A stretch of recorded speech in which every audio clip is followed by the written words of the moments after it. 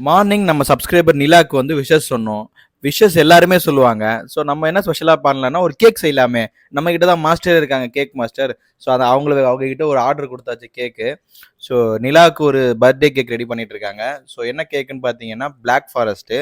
So நெறைய item இல்ல. So இருக்கிற ஐட்டத்த வச்சு கொஞ்சம் என்ன எப்படியாவது பெஸ்ட்டா ஒண்ணு பண்ண சொல்லியிருக்கேன். ஸோ நம்ம மாஸ்டர் வந்து ரெடி ஆகிட்டாங்க. ஸோ இதுதான் வந்து பிளாக் ஃபாரஸ்ட்டுக்கு ப்ரிப்பேர் ஆயிட்டு இருக்காங்க. ஸோ எப்படி அவுட்புட் வருதுன்னு பார்ப்போம்.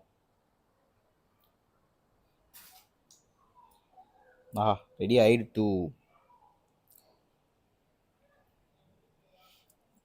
கேக்க உள்ள வச்சாச்சு.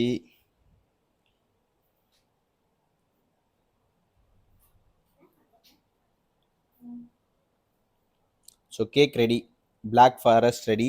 நமக்கு அந்த டெக்கரேஷன் ஐட்டம் கொஞ்சம் கம்மியா இருக்கு. ஸோ எப்படி வருதுன்னு பார்ப்போம். அந்த க்ரீமி இவ்வளோ தான் இருக்கு.